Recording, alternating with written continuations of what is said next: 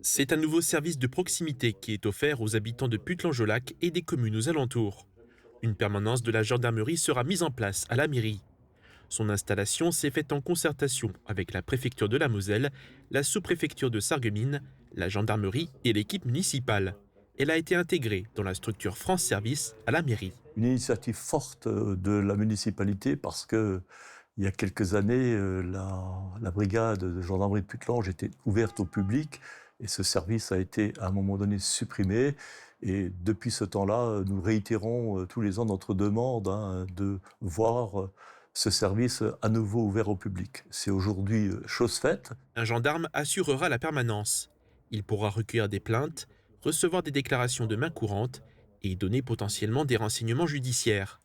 Le but est aussi de faire de la prévention sur plusieurs thématiques, comme les atteintes aux personnes, les atteintes aux biens, les stupéfiants, le cyberharcèlement ou encore l'atteinte à l'environnement. Cette proximité de la gendarmerie avec son territoire à Putelange, elle s'inscrit dans ce qu'on appelle le aller vers, c'est-à-dire une démarche volontariste vers la population, parce que l'image d'Épinal que l'on peut avoir de la gendarmerie, c'est ce bâtiment militaire qui peut être austère d'extérieur. Ce service débutera à partir du 18 août.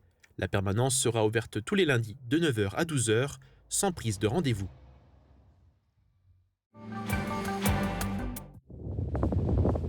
Depuis le mois d'avril et tous les lundis, Caritas vient déposer des personnes à Rohrbach-les-Bitches dans des locaux appartenant à la communauté de communes du Pays de Bitche.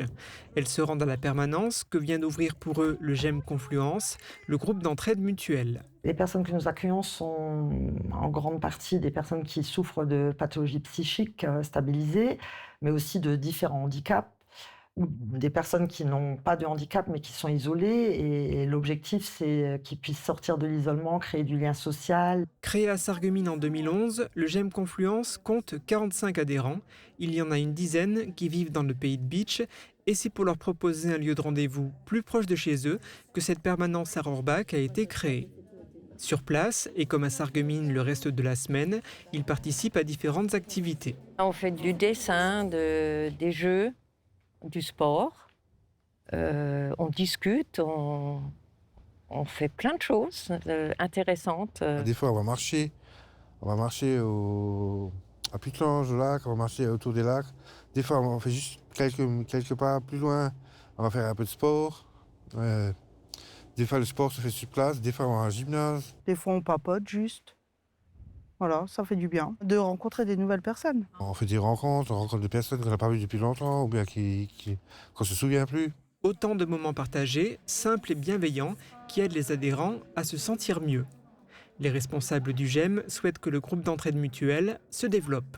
Notre souhait, c'est que l'ARS puisse nous accorder une enveloppe supplémentaire pour pouvoir ouvrir une antenne pérenne à Bitche et pouvoir proposer plusieurs jours d'ouverture et d'accueil par semaine. Aujourd'hui, le GEM est ouvert à Sarreguemines du lundi au vendredi de 9h à 16h au moins et les lundis à Rohrbach-les-Bitches de 10h à 15h30.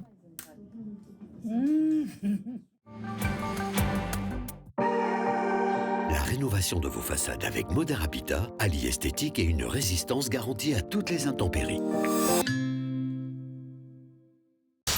Radio Studio 1, 105.8. Toute l'énergie du 80 pop rock, toute l'info locale et encore plus à Bitche, à Sarreguemines et partout où vous êtes. Radio Studio 1. Super U Rohrbach vous accompagne au quotidien et par tous les temps. Un déménagement en vue, louez nos véhicules jusqu'à 20 mètres cubes. Et pour un coup d'éclat sans orage, direction la station de lavage. La météo avec U, commerçant autrement. Bonjour tout le monde, c'est une belle et chaude fin de semaine qui nous attend. Demain, les températures vont grimper sous l'influence du soleil pour atteindre jusqu'à 31 degrés au plus chaud. Les minimales iront de 15 à 16 degrés. Demain, nous fêtons les amours et il fera jour de 6h15 à 21h. Passez tous une belle journée et un excellent week-end.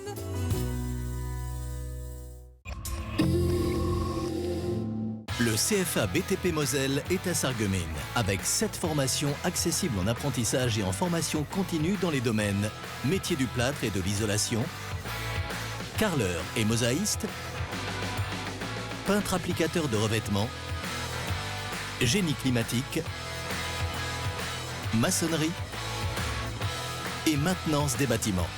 Inscription ouverte toute l'année par téléphone au 03 87 63 71 08.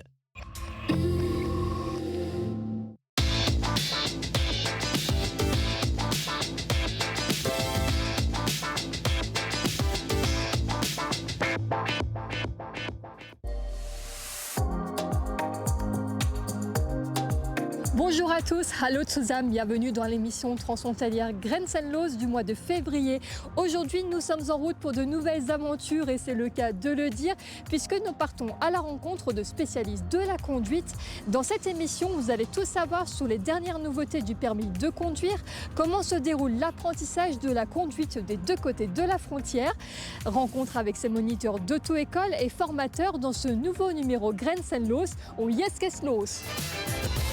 Roule-t-on de la même manière en France comme en Allemagne? Eh bien, pas tout à fait. Même si une harmonisation des catégories de permis de conduire a eu lieu en 2013, nous verrons qu'il existe encore beaucoup de différences entre les deux pays. Et ça commence dès la formation des futurs jeunes conducteurs. Pour les former, on a besoin de moniteurs d'auto-école. Aujourd'hui, les besoins en ces spécialistes de la conduite sont très élevés, en France comme en Allemagne. Mais exercer cette profession de l'autre côté de la frontière n'a pas toujours été une évidence, comme en témoigne Marilyn, aujourd'hui monitrice d'auto-école en Allemagne. Alors pourquoi parler du permis aujourd'hui? Car ça reste avant tout un indispensable pour voyager dans nos campagnes françaises et allemandes, découvrir de nouveaux horizons. Par exemple, pour découvrir cette randonnée organisée par cette ancienne ferme française à Eppenbrunn, OKTV Südwestpfalz nous donne un aperçu de cette balade proposée à la frontière franco-allemande. Bien avant de parler de la conduite chez les jeunes, intéressons-nous aux particularités du permis de conduire des deux côtés de la frontière. Ça tombe bien, aujourd'hui nous avons deux directeurs d'auto-école d'Allemagne et de France avec nous dans cette émission transfrontalière. Bonjour Mario Camiolo. Bonjour. Hallo Christian Motsch. Hallo. Vielen Dank, dass Sie bei uns sind in der Sendung Grenzenlos. Bienvenue dans l'émission transfrontalière Grenzenlos. Merci. Donc en 2013, un permis de conduire européen a été instauré, donc ça a permis finalement d'harmoniser un peu les règles entre la France et l'Allemagne. Donc en principe, on devrait avoir le même type de permis, peu importe la catégorie. Mario Camiolo, le permis B français, est-il aujourd'hui comparable à sa version allemande? Ist der Führerschein der Klasse B überhaupt mit der französischen Version sozusagen vergleichbar? Alors depuis un an maintenant, on peut passer le permis de conduire français à 17 ans. Ce permis de conduire permet de conduire un véhicule jusqu'à 3,5 tonnes. Alors ça peut être tout type de véhicule dont le poids total ne dépasse pas 3,5 tonnes. Ça peut être une camionnette et ça peut être aussi un véhicule avec une remorque jusqu'à 750 kg. Voilà ce que permet le permis B. Et par contre, la puissance des véhicules n'est pas limitée. On peut être un jeune conducteur et acheter la dernière Ferrari si on le souhaite.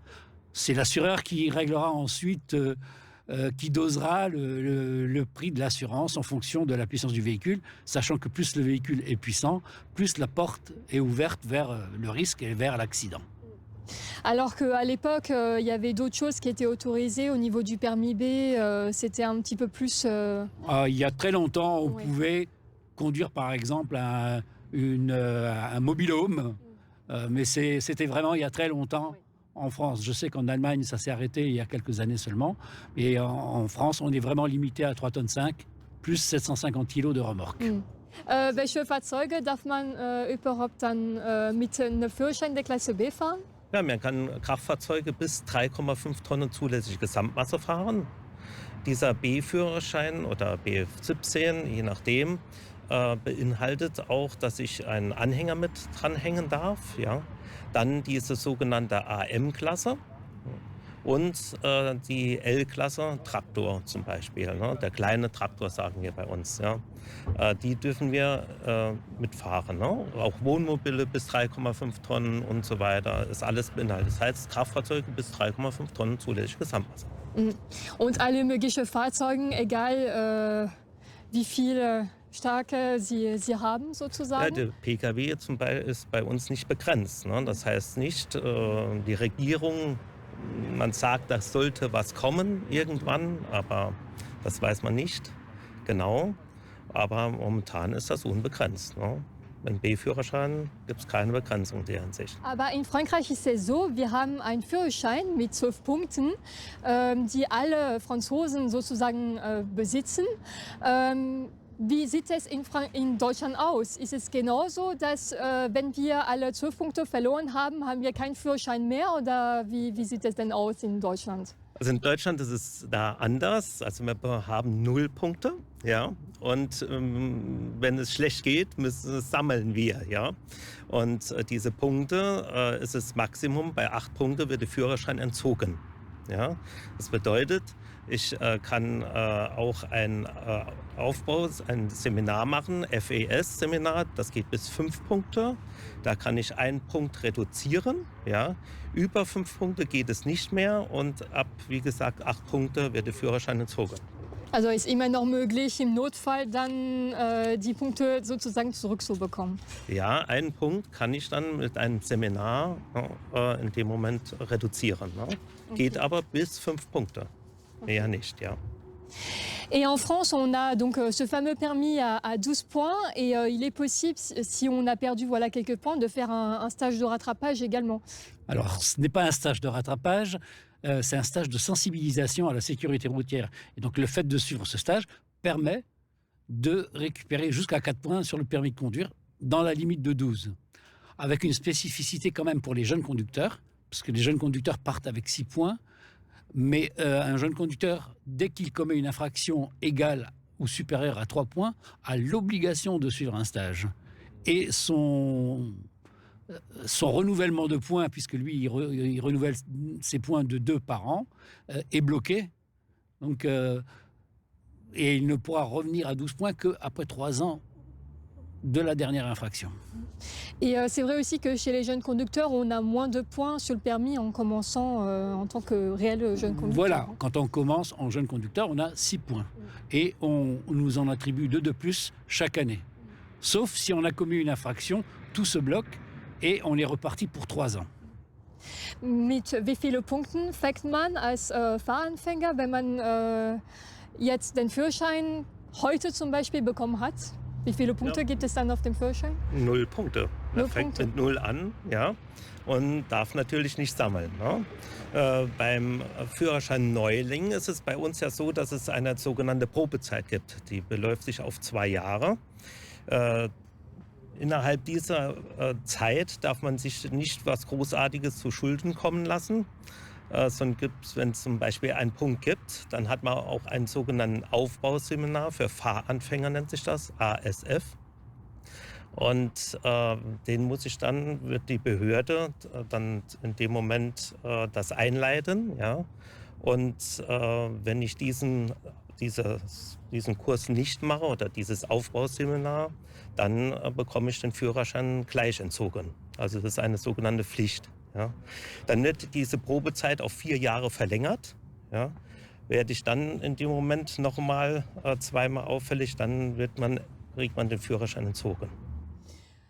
Es gibt also eine Probezeit, egal ob es jetzt in Deutschland oder in Frankreich ist. Il y a aussi une période probatoire, que ce soit en France ou en Allemagne. Donc on a à peu près 3 ans. 3 ans. Ouais.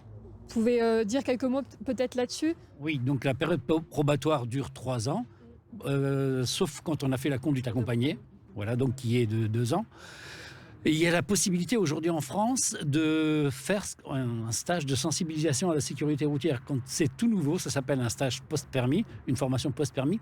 Un jeune conducteur qui suit un stage de ce type en 6 mois, entre 6 mois et 1 an après son permis de conduire, c'est un stage de sensibilisation qui permet de réfléchir un peu à son activité de conducteur, à réfléchir sur sa mobilité, à réfléchir sur les risques qu'ils prennent, qu'on prend quand on est jeune conducteur.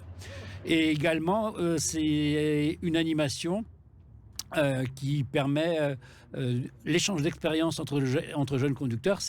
Le stage regroupe entre 6 et 12 personnes. Par exemple, j'ai vécu une situation problématique et donc je vais en parler dans ce stage. L'animateur va appuyer sur les points importants, et ce qui fait qu'un conducteur qui n'a jamais connu cette situation, le jour où il la rencontrera, il en aura au moins entendu parler. En tout cas, on a bien constaté qu'il y avait quelques petites différences lorsqu'on parle juste du permis B entre la France et l'Allemagne. Et côté formation, on est encore très loin du compte, puisque là aussi, il y a quelques petites différences à constater. Des différences majeures qui existent donc entre les auto-écoles françaises et allemandes, notamment sur les modalités d'examen. Petit tour d'horizon dans ce reportage. La conduite, ça s'apprend, mais pas dans les mêmes conditions selon les pays. Côté allemand, c'est beaucoup plus strict. D'abord sur l'âge prérequis pour entrer en formation permis B à l'auto-école. En Allemagne, ce n'est pas avant 16 ans et 6 mois minimum, contre 15 ans en France. Autre différence majeure, les modalités pour accéder à l'examen pratique final. En Allemagne, il faut valider ce que l'on appelle des Sonderfahrten, c'est-à-dire 12 heures obligatoires de conduite avec l'auto-école dans des conditions spécifiques. 5 heures sur les nationales et départementales, 3 heures de nuit et 4 heures sur l'autoroute. Pour l'instant, cette obligation n'existe pas en France, même si certaines auto-écoles françaises militent depuis des années pour que ce système d'heures de conduite obligatoire soit instauré côté français. Et nous allons voir que ces quelques différences sont loin d'être exhaustives. Décidément, pour obtenir son permis de conduire en Allemagne et en France, c'est vraiment, il faut accrocher sa ceinture. Pour être prêt pour le jour J, il existe des solutions, notamment la conduite accompagnée, et c'est ce que l'on va aborder tout de suite ensemble sur cette émission transfrontalière Grenzenlos, toujours avec Christian Mosch et Mario Camiolo qui sont avec nous. Christian Mosch, à welchem Alter können deutsche Fahrschüler am begleiteten Fahren überhaupt teilnehmen? 17 Jahre. Okay, ist relativ spät im Vergleich zu Frankreich. Ja, wie ich gehört habe, richtig. Und was sind die Voraussetzungen? Dafür muss man die theoretische Prüfung schon bestanden haben. Wie geht es denn? Ja, also man legt vorher die theoretische und praktische Prüfung ab. Und dann darf ich mit der Begleitperson, die ich am Amt abgegeben habe, an der Führerscheinstelle, mit der darf ich dann fahren. Das heißt, wenn ich alles richtig verstanden habe, müssen alle Fahrschüler in Deutschland alle möglichen Prüfungen bestanden haben, um am begleiteten Fahren teilzunehmen. Ja, genau. Ok, das ist der größte Unterschied dann zwischen Frankreich und Deutschland. Et c'est vrai, apparemment, la conduite accompagnée en France n'a pas forcément beaucoup de choses à voir avec l'Allemagne, notamment pour l'âge. Mario Camiolo, vous me le confirmez, on commence beaucoup plus tôt en France. Alors en France, on peut commencer la conduite accompagnée à partir de 15 ans. Donc quand on passe son code, on fait sa formation, puisqu'en France, il y a un programme de formation, on suit le programme de formation. Le code obtenu, le programme de formation validé, l'auto-école délivre une attestation de fin de formation initiale. Avec cette attestation de fin de formation initiale, le jeune homme ou la jeune fille va à son assurance et à partir de là, ils peuvent conduire avec toute personne qui a plus de 5 ans de permis de conduire. En tout cas, il n'y a pas besoin d'avoir réussi tous ces examens, sauf la théorie qui là est obligatoire pour pouvoir accéder à cette conduite. Il faudra qu'ils passent l'examen à 17 ans. Ils pourront passer l'examen pour pouvoir conduire tout seuls. Oui. Mais tant qu'ils n'ont pas passé l'examen et réussi l'examen, ils ne pourront pas conduire seuls. La fin de formation délivrée, on part avec les parents ou avec toute personne qui a plus de 50 permis de conduire, comme je viens de le dire. Mais on doit faire des retours en auto-école. Donc, qu'on appelle les rendez-vous pédagogiques. Donc, on revient en auto-école avec ses accompagnateurs pour 2 groupes de séances, une partie en salle avec d'autres parents, ce qui permet aussi un super échange d'expériences entre parents et jeunes, et une partie conduite pour faire le point, pour voir comment les choses ont évolué et éventuellement apporter des correctifs. Donc finalement, ce qui nous rassemble un petit peu entre la France et l'Allemagne, c'est surtout le fait que le permis de conduire, effectivement, on peut le passer aujourd'hui à 17 ans et l'obtenir et pouvoir conduire, mais par contre de manière accompagnée, c'est ça? Ah, en France, à 17 ans, on peut conduire seul. Ouais. Depuis on peut conduire seul. Ah oui, depuis le 1er janvier de l'année dernière, on peut conduire seul à partir de 17 ans. Und in Deutschland sieht es ein bisschen anders aus, so wie ich es verstanden habe, mit dem begleiteten Fahren. Das heißt, man muss alle Prüfungen bestanden haben. Und wenn man dann im begleiteten Fahren ist, muss man auf jeden Fall schon begleitet werden bis zu seinem 18-jährigen Geburtstag sozusagen. Ja, das ist richtig, ja. Genau. Ja. Also das geht nicht, obwohl alle Prüfungen bestanden haben, geht es nicht ohne Begleitperson. Nein, das ist verboten. Ne? Wenn ich auffällig werde oder ich werde erwischt ohne Begleitperson, das ist schlecht. Ja? Dann gibt es diese Strafen, ne? Dann wird der Führerschein gegebenenfalls eingezogen. Je nachdem, das entscheidet aber immer auch die Führerscheinstelle. Aber das ist nicht ohne, ja. Und es gibt in Frankreich im Vergleich zu Deutschland, glaube ich, Tempolimits speziell für Fahranfänger. Ist es auch so in Deutschland? Nein, noch nicht. Ne? Also die Politik spricht zwar davon, dass sie das vielleicht einführen möchten, ja, aber momentan, sie dürfen hier egal wie schnell fahren. Ja, es gibt kein Tempolimit. Sur les routes françaises, pour les jeunes conducteurs, il y a des limitations de vitesse exprès pour eux qui sont valables en fait sur certaines routes. Alors pour les jeunes conducteurs, comme ce sont des personnes plus à risque, au départ, le temps qu'ils s'accoutument au danger de la route, il y a la perception de la route. Sur autoroute, au lieu de 130, ils sont limités à 110. Sur les voies limitées à 110, ils sont limités à 100. Et sur les endroits où on peut rouler à 90, on descend à 80. Mais en ville, on reste à 50. De toute façon, en ville, on peut rarement rouler à 50. Und in Deutschland gibt es auch eine spezielle Stunde, überhaupt die Verkehrsregeln, zum Beispiel in Frankreich, ein bisschen zu lernen, oder ist es gar nicht geplant bisher in Deutschland? Ja, bei uns ist die Vorbereitung natürlich, wenn ich eine theoretische und praktische Prüfung ablege, bin ich im Verkehr geprüft und kann wie normal auch das Fahren mit 18, wenn ich den normalen Führerschein, dieselbe Voraussetzung. Also ich bin schon fit dann für den Straßenverkehr. In Deutschland kein Problem, aber Sie lernen speziell die deutschen Verkehrsregeln, oder? Ja, natürlich. Ja, ne? genau. Ja. Das meine ich ja. Wir Es geben gibt mal so keinen... Tipps, dass auch in Frankreich ein paar Schilder anders sind, ne? Okay. Und ein paar Regeln anders. Ne? Aber weil wir ja hier Grenzregion sind und aber im Großen und Ganzen bleibt es natürlich bei den deutschen Regeln. Ne? Un paar Tipps gibt es schon dann. Natürlich, ja. Est-ce qu'on peut passer les frontières, justement, lorsqu'on est en conduite accompagnée, est-ce qu'on peut passer la frontière comme ça, aller en Allemagne, c'est possible ou pas du tout? En tant que conducteur français qui est encore en conduite accompagnée? La conduite accompagnée n'est valable qu'en France. C'est-à-dire que si je viens en Allemagne avec ma conduite accompagnée, ce n'est pas valable. Puisque ce n'est pas un permis de conduire, c'est une attestation qui permet. D'ailleurs, j'ai une anecdote, si vous le souhaitez. Lors du Covid, j'avais mon petit-fils qui était en conduite accompagnée et à la Brême d'Or, juste à la Brême d'Or, il y avait la zone où on pouvait, franco-allemande, où on pouvait se faire contrôler. Et j'ai été avec mon petit-fils, donc on est rentré en Allemagne, donc 10 mètres, mais on n'y a même pas pensé, puisque c'était juste à la frontière. Et quand la dame a vu qui conduisait, elle a appelé la police, et la police est venue nous contrôler en disant, mais c'est... Bah, j'ai dit, mais c'est 20 mètres. Il dit, bah oui, mais tu as passé la frontière, vous avez passé la frontière. Et donc, bon, il n'y a pas eu de suite, puisqu'on a expliqué, on avait tous les documents, on était de bonne foi, donc il n'y a pas eu de suite. Mais voilà, c'est la preuve qu'on ne peut pas. Sind wir schon damit einverstanden, wenn man den Führerschein mit 17 hat, kann man nicht über die Grenze so einfach fahren, ne? Also nach Frankreich rüber, das geht nicht. Ja, genau. Es ist nur erlaubt, also man hat, Deutschland hat auch ein Abkommen mit Österreich. Ja?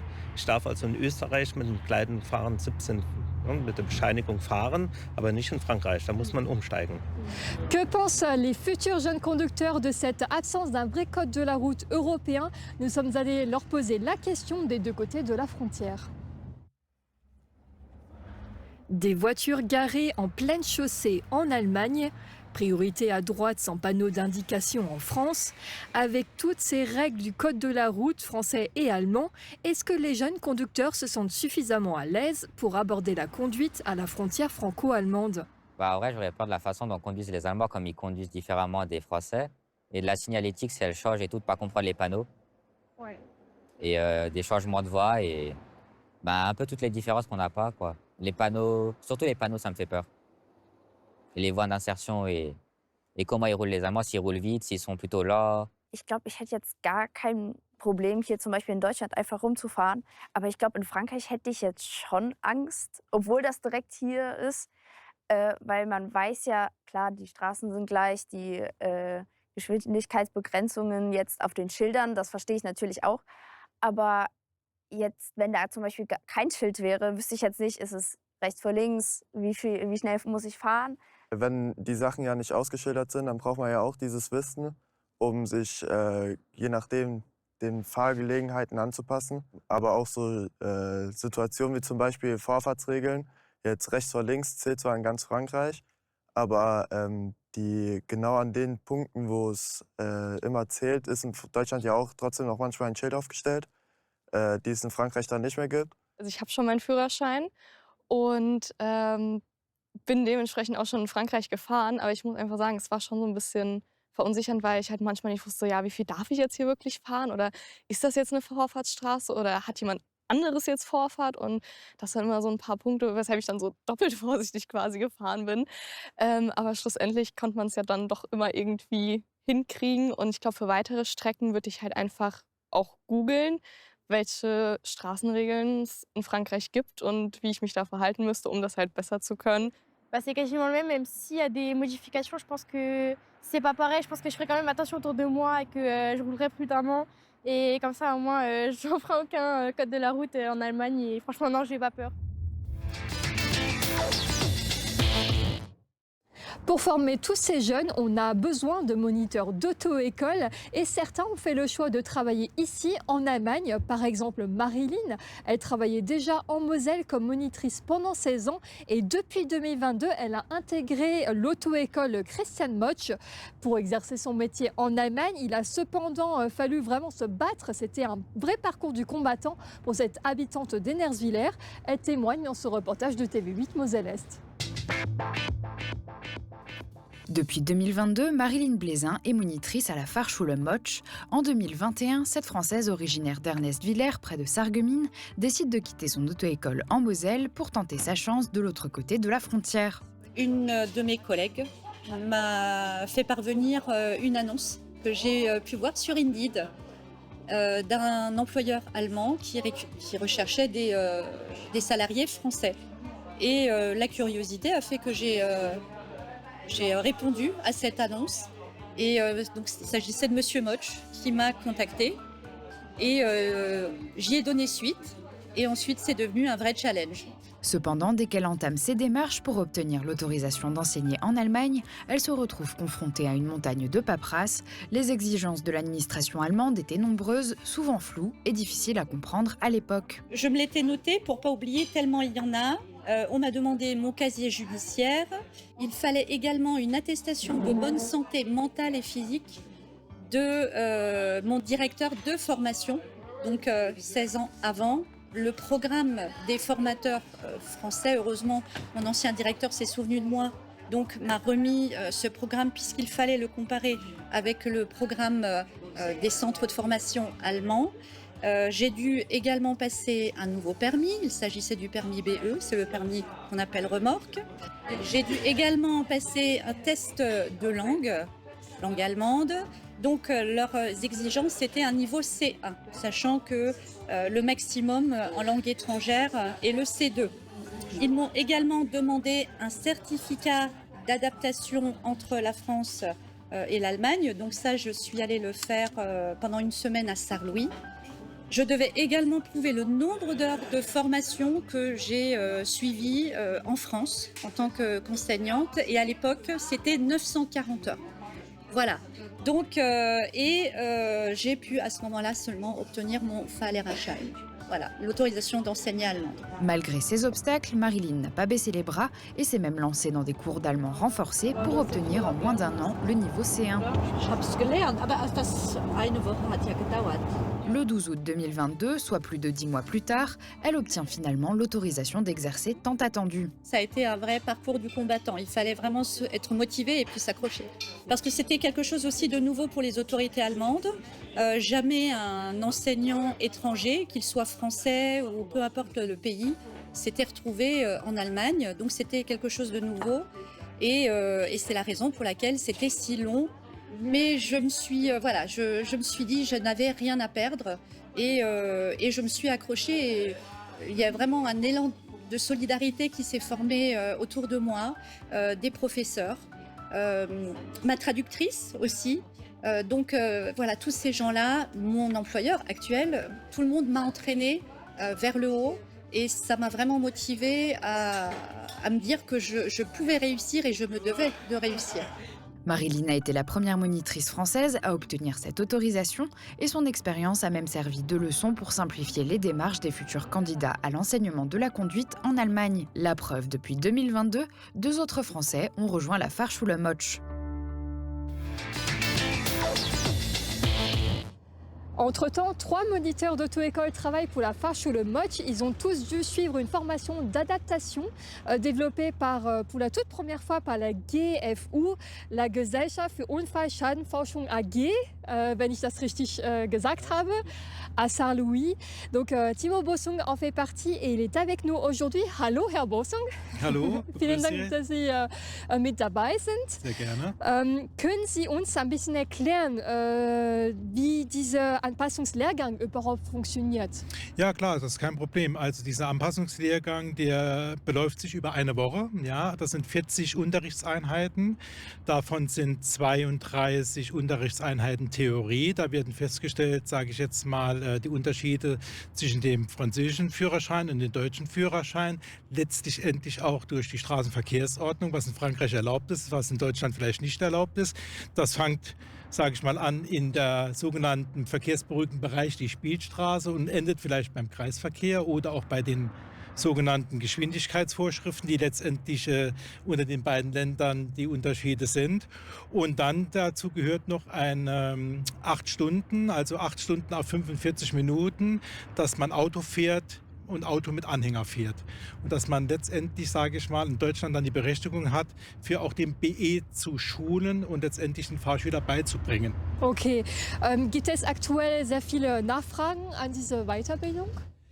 Es waren zuerst die 2 Schüler, die wir hatten, und ein Jahr später kam dann noch eine Person hinzu, die auch alle hier bei Christian Motsch in der Fahrschule arbeiten.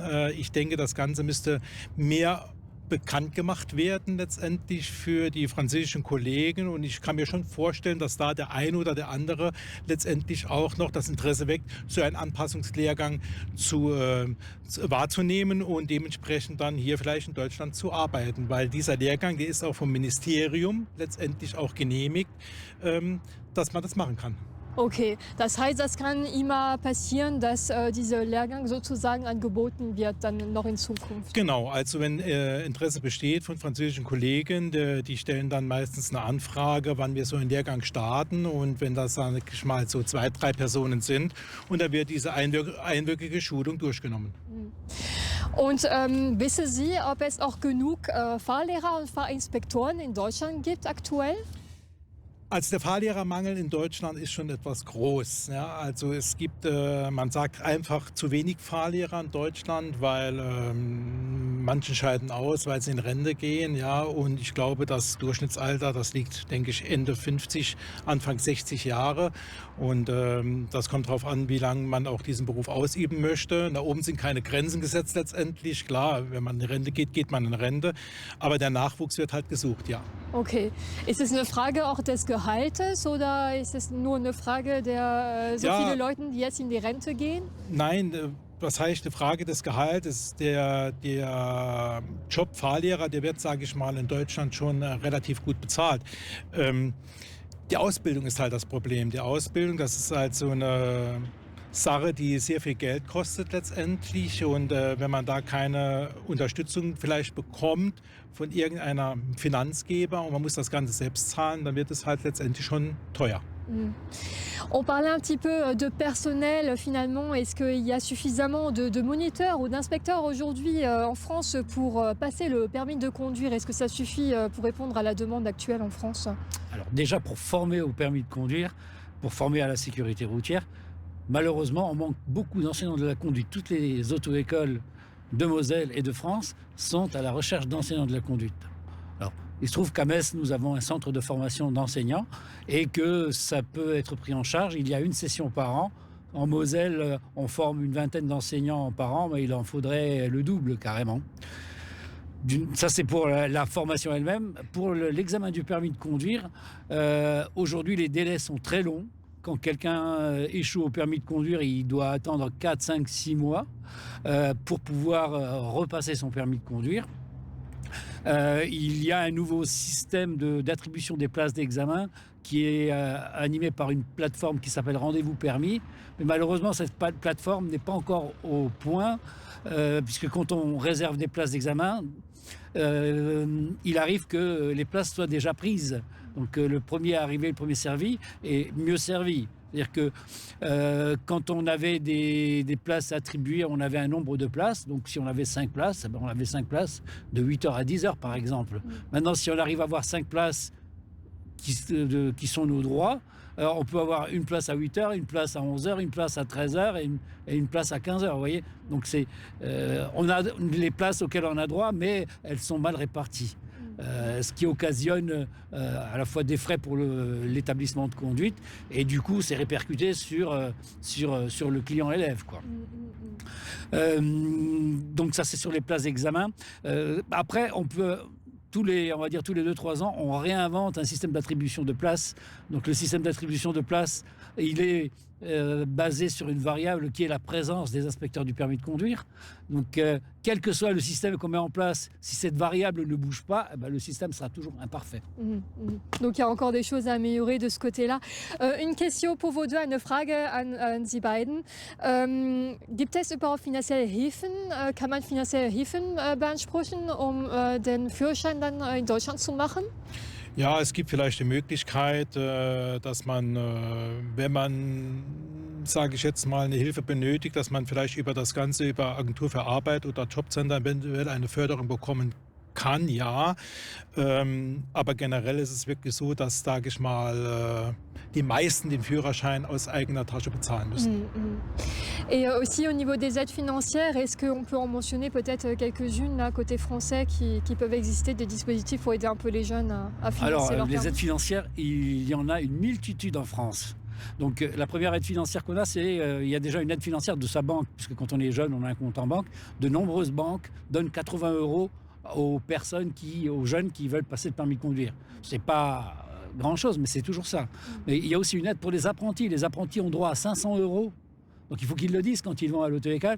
Ils ont droit à 500 € pour passer leur permis de conduire. Il peut y avoir aussi des aides du Conseil général. Il y a aussi des aides de Pôle emploi.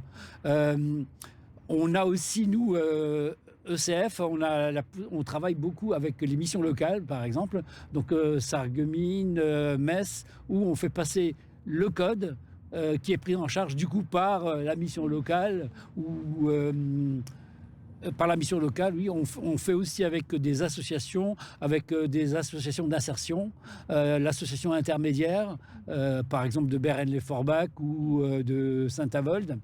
On a aussi, sur notre site, on a un simulateur des aides qu'on peut avoir, puisqu'en fonction de sa situation, on peut avoir des aides de toutes sortes. Donc, j'en ai cité quelques-unes, mais et il y en existe plein d'autres voilà. qu'on mettra en avant, je pense, sur un site internet que voilà, si on va sur notre site, il y a le simulateur d'aide. En fonction de sa situation, on nous dira, on dira aux demandeurs quelles sont les aides auxquelles il peut prétendre. Et on peut, au moins dans la moitié des cas, avoir un permis quasiment entièrement gratuit. En tout cas, merci beaucoup. Vielen Dank, dass Sie bei uns in der Sendung mit dabei waren. Merci beaucoup, Monsieur Bossong et Monsieur Camiolo, d'avoir participé à cette émission. Dankeschön. Merci. Et maintenant, nos amis de OKTV Südwestpfalz nous emmènent en randonnée à la frontière franco-allemande. C'est à Epenbrunn que l'on retrouve une ancienne ferme française qui propose aux touristes une balade en compagnie des ânes. Dépaysement garanti en pleine campagne dans cette rubrique découverte spéciale Grenzenlos.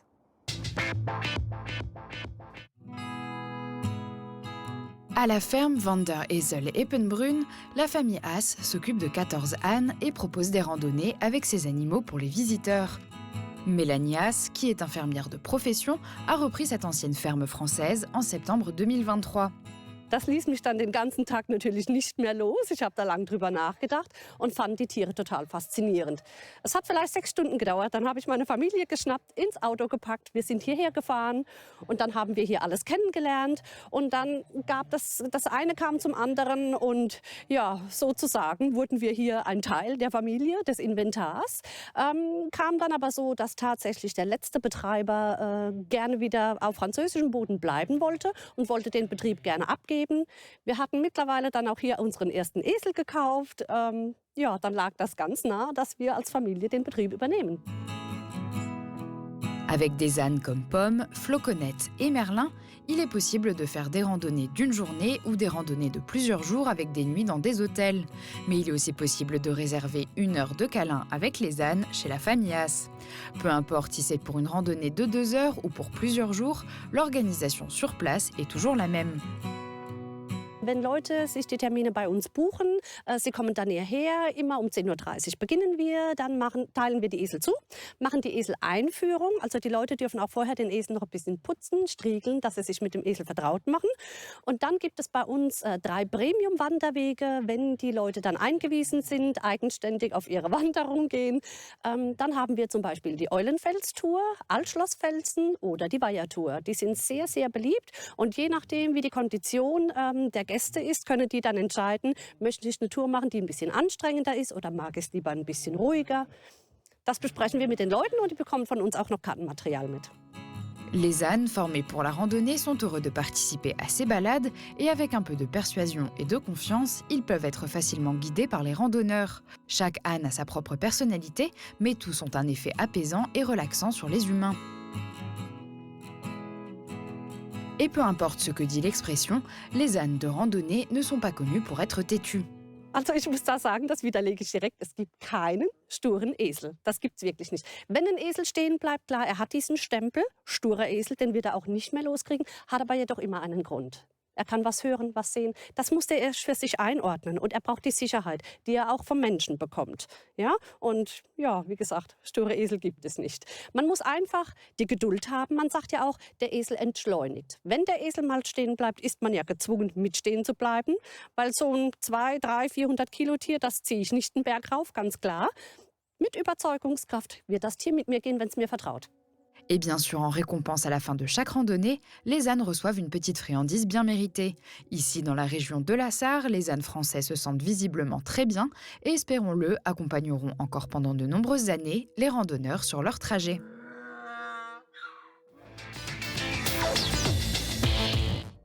Ça y est, avec le permis de conduire, vous voilà apte à conduire des 2 côtés de la frontière franco-allemande. Il nous permet chaque mois, ce permis, de se déplacer des 2 côtés de la frontière pour aborder de nouvelles thématiques. Je vous donne rendez-vous le mois prochain pour une nouvelle étape de notre voyage. Cette fois-ci, je l'espère, un peu plus festive. En attendant, je vous dis à la prochaine. Tschüss und bis zum nächsten Mal.